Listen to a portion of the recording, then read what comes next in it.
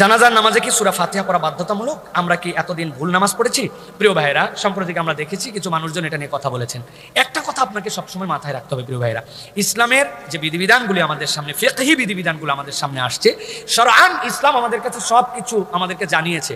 কিন্তু আমাদের যারা মুস্তাহিদ ছিলেন, আল্লাহ রাসূল সাল্লাল্লাহু আলাইহি ওয়াসাল্লাম তাদেরকে ইস্তেহাদের একটা স্তর বলে গিয়েছেন।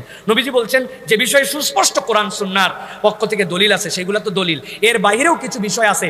একই বিষয়ে দুই ধরনের আমল, তিন ধরনের আমল নবী করিম সাল্লাল্লাহু আলাইহি ওয়াসাল্লাম থেকে সাহাবীর দ্বারা প্রমাণিত আছে। নবী করিম সাল্লাল্লাহু আলাইহি ওয়াসাল্লাম রফুল ইয়াদাইন করেছেন, আবার করেন নাই। নবী করিম সাল্লাল্লাহু আলাইহি ওয়াসাল্লাম থেকে ঈদের তাকবীর ভিন্ন ভিন্ন এটার বর্ণনা এসেছে। এখন আপনি যদি বলেন এইটাই ঠিক বাকিটা বাদ, তার মানে আল্লাহর নবীর কোন সুন্নতকে আপনি অস্বীকার করলেন।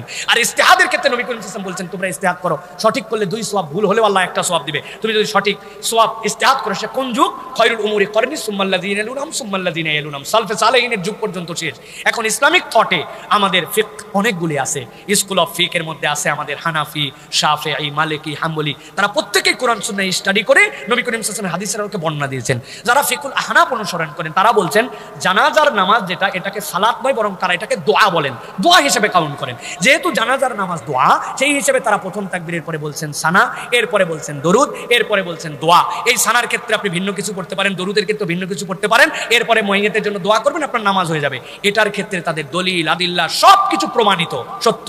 আবার অন্য যারা ফিকহ অনুসরণকারী তারা আবার অনেকে বলছেন নবী করিম সাল্লাল্লাহু আলাইহি ওয়াসাল্লাম সালাতের ক্ষেত্রে ফাতিহাকে বলছেন বাধ্যতামূলক। তাহলে ফিকুল আহনাফ অনুযায়ী জানাজার নামাজকে দোয়া কাউন্ট করছেন, আর তারা বলছেন সালাতের ক্ষেত্রে তারা সূরা ফাতিহা বলছেন। তাহলে তাদের ফিকহ অনুযায়ী সেটাও হক, সেটা তারা পালন করবেন। কিন্তু কেউ একজন হানাফি ফিকহ, আপনি তাকে বলতেছেন না তোমার নামাজে হয়নি, তোমার নামাজি বলে এটা বাতিল। এইটা সমাজের এক শ্রেণীর ফিতনাবাজ, ফিতনা ছড়ানোর জন্য সমাজের মধ্যে এটা বলে।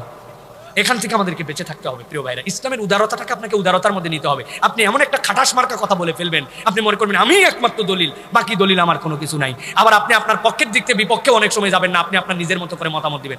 অধিকাংশ যারা আমাদের সালফে সালেহিন, যারা মুস্তাহিদ, তারা বলছেন যে বুকের মধ্যে অনেকে হাত বাঁধে, এটার হাত বাঁধার ক্ষেত্রে হাদিসকে জয়ীফ বলছেন, অনেকে বলছেন এটা কারাহাত।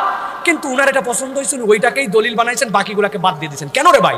সুতরাং সমাজের মধ্যে ফিতনা ছড়ানোর কথা বলেন না। এমনি সমাজ শততা বিভক্ত, আপনি নতুন করে একটা ফুস করে মাসলা ছাড়লেন, ছেড়ে দিয়ে আপনি বাকিগুলোকে অস্বীকার করলেন, আপনার তো তাহলে সমাজের মধ্যে ফিতনাবাজ পরিচিত হলেন। সুতরাং আমাদের দরকার উলামায়ে কেরাম যে কথা বলছেন সেই কথার উপরে মানুষকে সালিম বুঝ দেওয়া, মানুষকে বিভক্ত না করা। বুঝতে পারছেন প্রিয় ভাইরা?